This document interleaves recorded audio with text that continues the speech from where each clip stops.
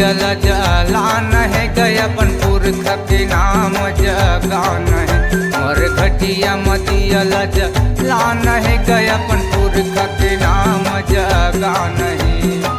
जागो जी सबो संत समाज जागो जी सबो पुरख के राज गुरु बलाए माँ जान है जी मर घटिया दियल जलान है गयापन पुरख के नाम जगान है मोर घटिया दियल जलान है गयापन पुरख के नाम जगान है अपन पुरख के नाम जगान है।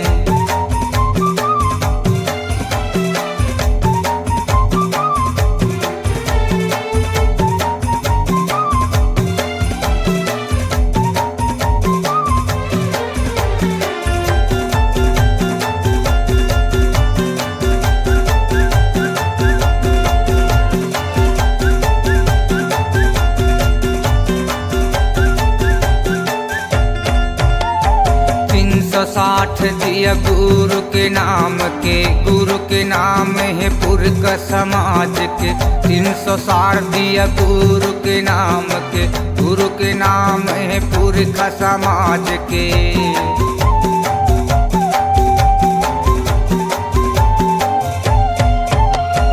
360 दिया गुरु के नाम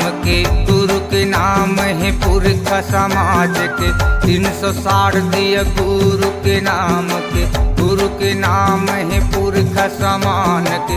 जागो रे सबो संत समाज जागो जी सबो पुरख के राज गुरु बलाए माँ जान है जी मर घटिया दियल जलान है गयापन पुरख के नाम जगान है मोर घटिया दियल जलान है गयापन पुरख के नाम जगान है अपन पुरख के नाम जगान है।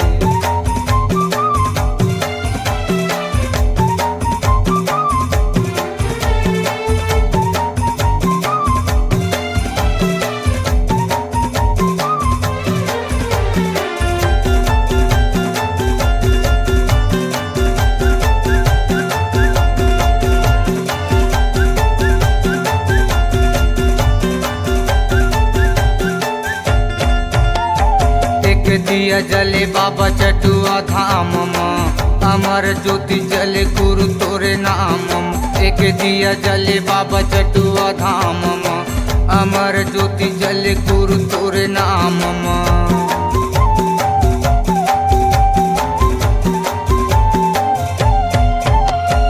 एक दिया जले बाबा चटुआ धाम अमर ज्योति जले गुरु तोरे नाम एक दिया जले बाबा चटुआ धाम अमर ज्योति जले गुरु तोरे नाम।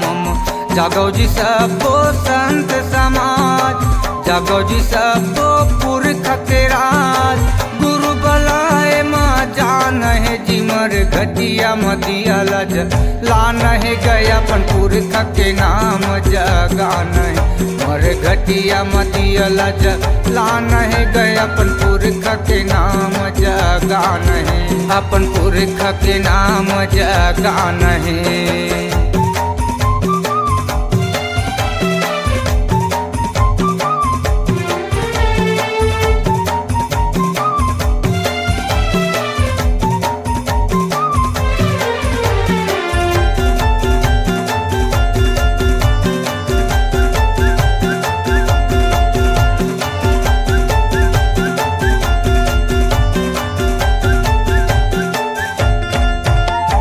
ऐसे दिया बारे बाबा छाता पहाड़ी में डरे तुर जिला बाबा घूमे जंगल झाड़ी में ऐसे दिया बारे बाबा छाता पहाड़ी में डरे तुर जिला बाबा घूमे जंगल झाड़ी में।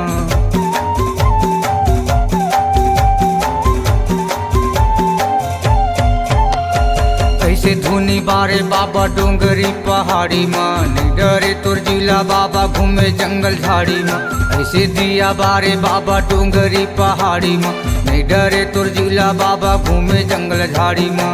जागो जी सबो संत समाज जागो जी सबो पुरख के राज गुरु बलाए माँ जान मर घटिया मदिया लाजा लान है गया अपन पुरखा के नाम जगान मर घटिया मदिया लाजा लान है गया अपन पुरखा के नाम जगान अपन पुरखा के नाम जगान है गमर घटिया मदिया लाजा लान अपन पुरखा के नाम जगान है जिमर घटिया मदिया लाजा लान है।